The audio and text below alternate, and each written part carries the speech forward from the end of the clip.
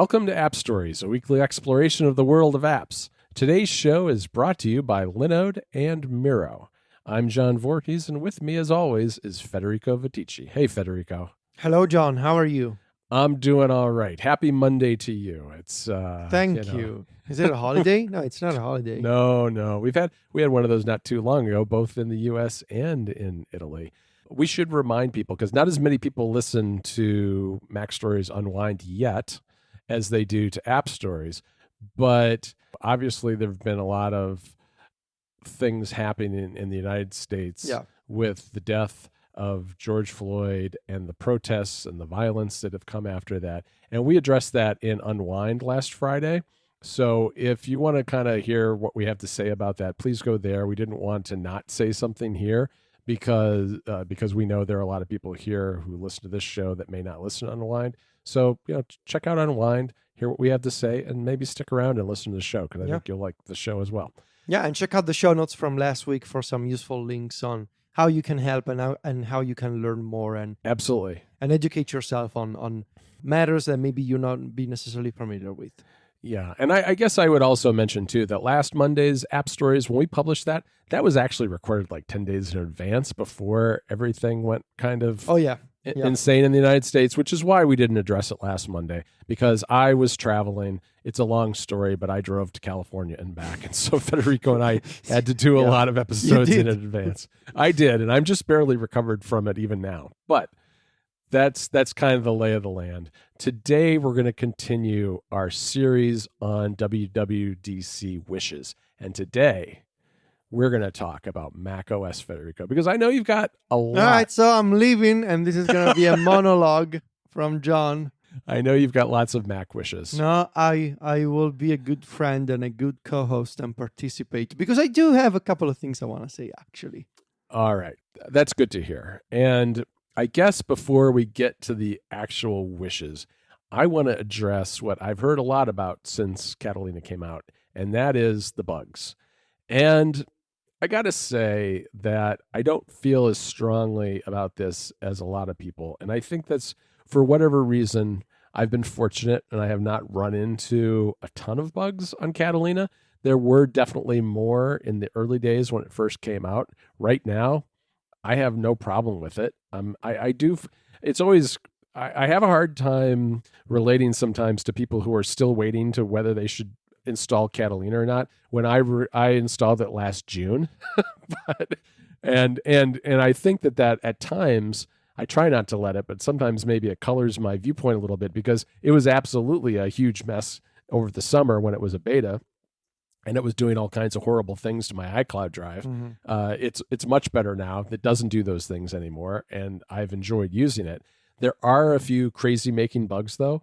I mean, I know that you guys talked about this a little bit on Connected recently, because Steven was having some of these same problems, which is with the Finder and some of the beach balls and delays and weird stuff going on. And I know it drives him especially crazy because he has this incredibly fast, powerful Mac Pro now. But, it's the same on every Mac. It has been a problem. I think it's gotten a little better, but I do see it from time to time. There's a new one with the latest update, which I guess is just came out like a week ago or so. And that is when I click on a notification. I think I've only tried a mail one so far. Maybe it's limited to mail, maybe it's not. But when I click on a mail notification that comes in, it opens the mail message, but it opens it in the background, which doesn't make a lot of sense. Okay. Yeah, it doesn't make a lot of sense when, if you're clicking on a notification, that's because you want to see that thing now, not have it hidden behind four or five windows. Usually that's what you want. Yes. Right. And actually, I've noticed the same thing with Slack as well. So maybe it's in the notification system where the bug lies. And the other one I have to just get off my chest, which is the Command Tab action. Because, you're familiar with Command Tab on iOS, works the same way on the Mac for the most part.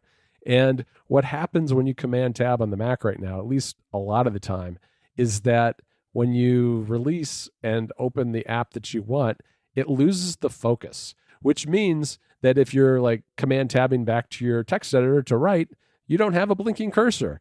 Or if you go over to Mail and you want to hit reply, you don't have, or you want to even hit a menu item in the menu, you can't until you click on the window first and activate it. It's really drives me absolutely bananas. And I was hoping that with the most recent release it would get cleared up, but it hasn't. And I don't know, maybe some listeners have had the same problem. I know I talked to Stephen Hackett about it and he's noticed it as well. So I think it's fairly, I don't know, based on my sample size of one, I think I declare it widespread and I wish Apple would fix it. Mm-hmm.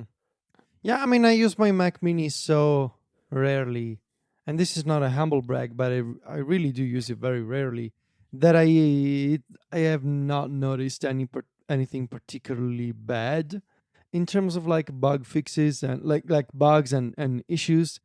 It works pretty okay for me, but granted, I use it for like 3 hours a week, so for those 3 hours, I guess it works okay. Right. But I don't think my experience here does necessarily have any value because people like John, people like Steven, folks who rely on a Mac, who get work done on a Mac for several hours each day, they have been talking about all these little and bigger problems that they have faced. And so, yeah, I that's all to say, I believe you, John. So All right. Thank you. whatever you found must be true. All right. Well, I want to start with a system thing that would make my life easier. And that is, I really like how you can use your Apple Watch to double click the button on the side to authorize certain things. Like, for instance, if you end up deleting an app that you downloaded from the Mac App Store, it asks you to authorize that by either using the window that pops up on the Mac or by double clicking on the button on your Apple Watch. And I really like it. It's fast, it's quick, it's simple. I use it all the time. The problem is it's not everywhere. There's still a lot of places where you have to type in your administrative password. And I don't like that. I'd like to have the ability to use the watch to authenticate all sorts of passwords, not just these system things, but maybe, the Mac App Store password, and maybe find a way to do that with other kinds of passwords. It's a great feature. It's just not implemented as widely as I had hoped. Yeah, it always surprises me when I'm doing something on a Mac and I get the little tap on my wrist and I realize, oh, I don't have to type a password anymore. That's such a great feature. I actually wish that I agree with you that it should be more extensive, should work in more places, should be maybe something that developers could also adopt. I know that there's Face ID on the iPad, but I do wish that I could do it on the iPad as well. Yeah, that would be nice. If anything, because I don't have to reach out and double press the side button, I could just press the button on my wrist, which is closer to reach than the iPad, which is usually like sitting on a desk or in a vertical stand. So yeah, I would love to have this everywhere. This episode of App Stories is brought to you by Linode. Whether you're working on a personal project or managing your enterprise's infrastructure, Linode has the pricing, support, and scale that you need to take your project to the next level. They have 11 data centers spread throughout the world, including their most recent one in Sydney, Australia. And with their enterprise-grade hardware, S3-compatible storage option, and their next-generation network, Linode delivers the performance that you expect at a surprisingly good price. Get started on a Linode plan today with a $20 credit for listeners of this show, and you'll get access to native SSD storage, a 40-gigabit network, and industry-leading processors, a revamped cloud manager built on an open-source single-page app, root access to your server along with API version 4 and Python CLI, Linode plans starting as low as $5, and more. Go to linode.com/appstories and use the promo code AppStories2020 when creating a new Linode account, and you'll get a $20 credit towards your next project. Linode is hiring too, so check them out at linode.com/careers if you're interested in that. Once again, that URL is linode.com/appstories and the promo code AppStories2020 to get that $20 credit. Our thanks to Linode for their support of the show. All right. One other kind of system level app before we get into specific apps is Screen Time. I wanted to mention Screen Time briefly because this was brought over from iOS in kind of a I don't know, an uninspired way, as I guess is the way I put it, where it still has the concept of things like pickups, which don't make a lot of sense unless you're using a laptop. And it also records the time you're spending in as time you're in an app for every app that's open. And that's not really true. It should be, I think, the app that's active, like if you're actually typing in a text editor or switching between tabs in a browser or whatever it happens to be. And so I just don't use screen time on the Mac at all, really. And it just feels like a half-hearted attempt that needs a lot of work. Do you still use screen time? Like, honest question, do you still use it? That's exactly where I was going.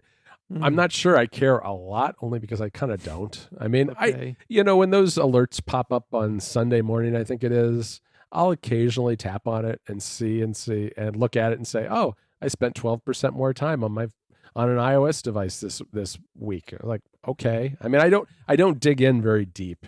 And I mean, I suppose part of that's because of what we do. I mean, it's like, it's not necessarily that I'm wasting my time by being on iOS or the Mac all day long, but Mm, yeah, I don't really do it much either. Do you? yeah. No, not personally. If anything, I think because there are more pressing issues to worry about right now, personally speaking, with everything going on, than screen time. But I do believe that it's still an important feature, especially for parents, especially for families that want to keep an eye on device usage from their kids. So Mm-hmm. even though I don't personally use it as much, maybe because I just don't feel that the time that I spend on my phone is as big a problem that it was years ago. Maybe what? Maybe because it actually worked. Like when I Yeah, was that's really possible. into the idea of screen time, and it made me realize you're spending too much time on Twitter, you're spending too much time on Facebook. Like I maybe it's because of that actually I have almost completely purged Facebook from my life. Like I don't Mm-hmm. just go to Facebook anymore. It just makes me angry and nauseous. Yeah. And Twitter, I use way less, especially because of the home algorithmic timeline. Yes. So maybe the reason why I don't care about screen time as much as I used to years ago is that it did its job, and now Yeah. it became like something that I was forcing myself to change. Now has become a habit, and so yeah, I don't check it as much. I get the notification and I look at it, and I'm like, okay, sure. But I do understand why it's still such a big deal for parents, not just because of the time reports, but because of the restrictions and the notifications that you get, the apps that you can restrict, the downtime aspect. So it's still super important, but it's not something that I personally care about. Maybe because it actually worked. Right. No, that's a very good point. I do agree that it is an important tool for parents because they absolutely can use all the help they can get in dealing with kids' usage of their devices. Yeah, it's interesting. I guess I feel the same way. I've also, to a degree, I think I've got and maybe part of it was looking at screen time, but I've had a similar experience with Twitter. I've purged it from most of my devices actually recently. So that's a story for another time. Wow. But I'm Okay. using it. I'm using it far less right now, and it's been good for me. All right, Federico, let's talk about an app that you and I know very well because you and I are communicating on it all the time, which is Messages. And the fact that, Messages on the Mac is still kind of a legacy chat client when it was iChat way back in the day, and it doesn't have all the features that you get with iOS devices. And I really do kind of miss getting the effects on my Mac. I would kind of like those. I mean, they're kind of fun. I don't like just seeing sent with lasers in Yeah, text. that's so sad to see every time. Yeah. The other thing is that the search is just not very good on the Mac compared to iOS. iOS really has gotten search right. I mean, I to the point where I just pick up my phone when I need to find an old text message. I don't use the Mac at all. There are apps that you can use to kind of supplement this, like Chatology.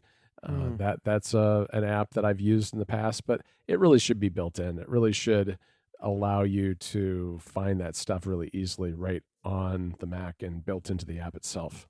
Yeah, I agree. I really would like to see basically the iPad version of Messages come to the Mac, especially Right. because of the search feature that they did with iOS 13 is so good, and the fact that it allows you to easily find links and images and documents like different types of attachments. It's super well done, and it's something that I find myself using a lot, especially in our group conversation where a lot of images and a lot of links are shared on a daily basis. The fact that I can go in and say, let me see all the links that were shared in this specific group, and for each link I can see a rich preview. It's just amazing, so well done. So yeah, that should absolutely be on the Mac as well. Yeah, it's really strange to me because on the Mac you can get into photos and you can get into files, but there's no section for links, which Yeah. to me is a really bad oversight because I do go for the photos an awful lot, but boy, would I love to have the links there too. All right, Federico. Let's see. We talked on Unwind last week a little bit about a story that Ryan did for the club about Apple channels and the TV app. And one of the things that is glaring, and it's funny when I reviewed Catalina, I opened up the TV app and I was like, wait, where is everything? And the problem is that when you're on an Apple TV and you have a bunch of installed video apps, they all feed into Apple's TV app. So you've got a lot of content in there. When you're on a Mac, that doesn't happen because you don't have individual video provider apps on the Mac that work with the TV app. All you have is channels. And one of the problems is that Netflix has never had a channel. And companies like HBO Max was taken out of channels. So more and more often lately, there's been less content in the TV app on the Mac. Now, I don't watch a lot of TV on my Mac, but I know a lot of people do, especially on their laptops. And it would be nice if there was a way to get those that all that other content into the TV app because right now it's kind of a lonely place. I totally forgot that this app existed on my Mac, and I just opened it for the first time. It's kind of empty, isn't it? It's also very confusing. Like, there's app next, and sure enough, it's got all the things that are supposed to be in my app next, but I cannot mark things as watched in app next on the Mac. Like, there's a context menu, but the only thing that it contains is share episode. Like, this is so weird, and like, I don't even know where to find my stuff. Yeah, this is bad. I completely forgot that this existed. Yeah. Um wow. This is like, I guess, the library. Yeah, the library makes sense. This is the best part of the app. I'm one of those people, John, that still buys TV shows on the iTunes store. You live in your library to a degree, right? Oh, I really do. Just because it just makes a lot more sense. I can go in and browse by show and browse by season and then pick out an episode I want to see. Like, I still actually, most of our TV shows I still manage that way. Like, I guess, in 2020 it would be like to hear someone say, "Oh, I still listen to music on my iPod and I browse by artists and then I pick an album and then I pick a song." That's basically what I do, but for TV shows most of the time. We do have Netflix and we do watch stuff on Netflix, but most of our shows we actually purchase from iTunes. All So, right. but we always enjoy them right on the Apple TV, Sure. where I guess it makes more sense. And now, for the first time in months, I actually opened TV on Catalina, and yeah, it's very strange. I'm going to make you open some other apps too. Okay. I guess to round out media, we should talk very briefly about books and music. Now, books got a big redesign on iOS. It's been a while now. I think it was iOS 12 era. And I remember Ryan wrote a big piece on it for Mac Yeah. Stories. Yeah. And that just has never carried over to the Mac. Plus, last year with Catalina, Apple bolted on audiobooks when they pulled apart iTunes. And they did it in a way that was very much like, well, we have some room here on the left sidebar. Let's put a little player in the bottom left corner. And it looks out of place. It's not easy to use. Again, I'm not a person who reads a lot of books on my Mac.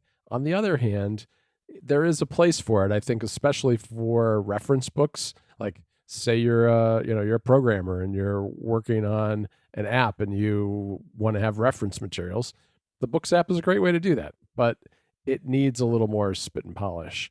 I also feel like the music app, as much as I like it, and I know that for some people that's a controversial thing to say, because I think you like the music app if you stream music, because it's very much a streaming centric sort of app now. And that's what I do. And I'm not as much an album person. I'm more of a song person. So I listen to playlists, I listen to mixes I make, that kind of thing, and I stream it all. I don't worry about owning music at this point, and I very rarely listen to complete albums.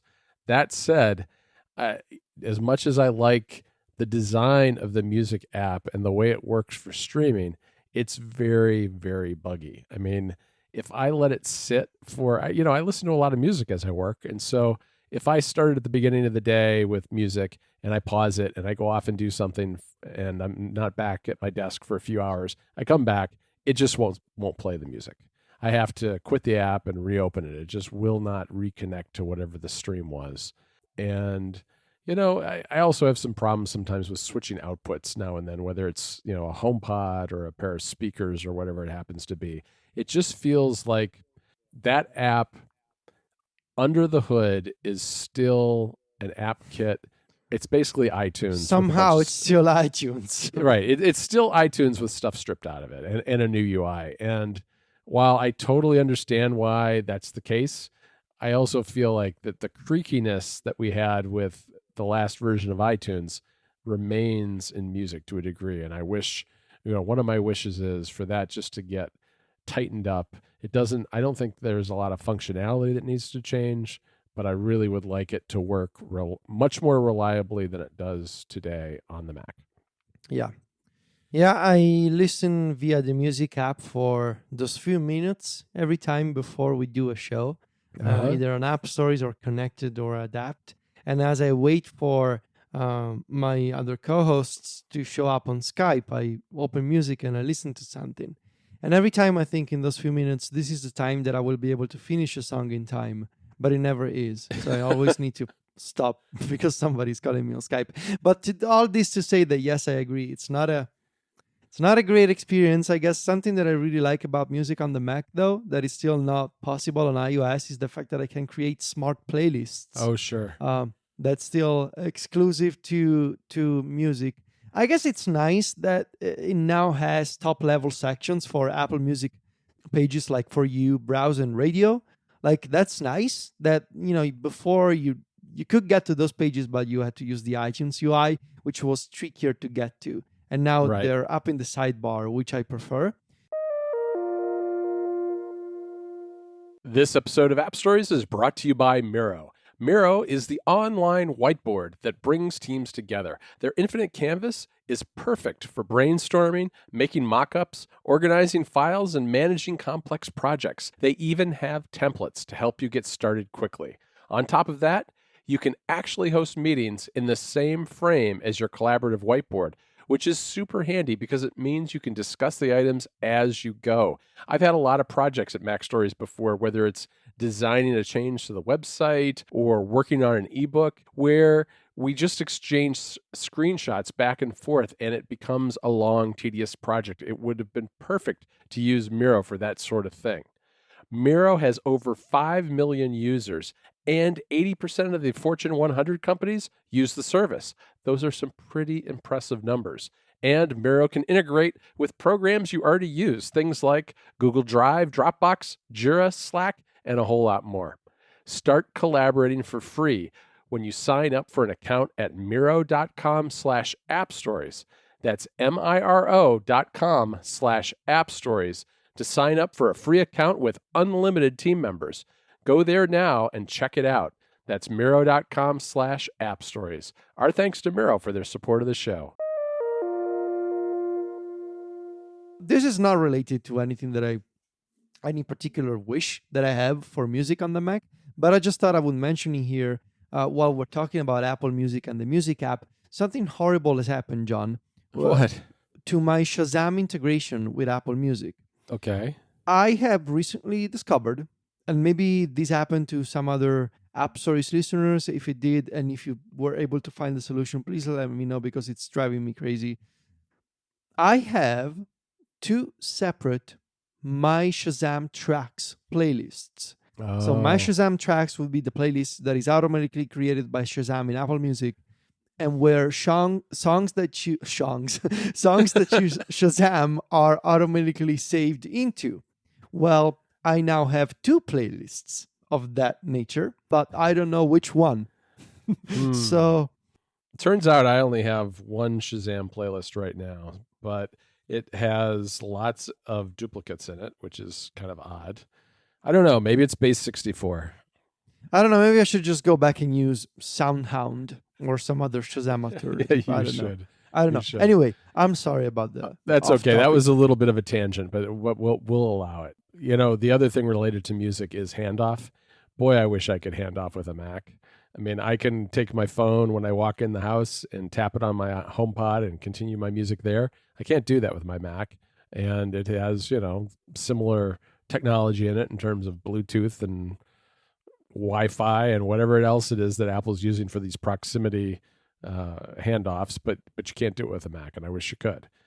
What else should we talk about, Federico? Should we talk about a lot of this is little paper cuts that I've had with Mac apps, things like Reminders, which only has those mini versions of the previews, the rich previews that you get on iOS. They only have the mini ones on the Mac, which struck me as probably something of an oversight. Yeah, I don't know what else. There's I think there's a lot of things here that probably... There's all kinds of like these little things, right? Yes. They're like you mentioned many times before how you get this insane GPU usage in the Home app because of the animated icons for like things like fans or like light bulbs. They have the little animations in Home. Yes.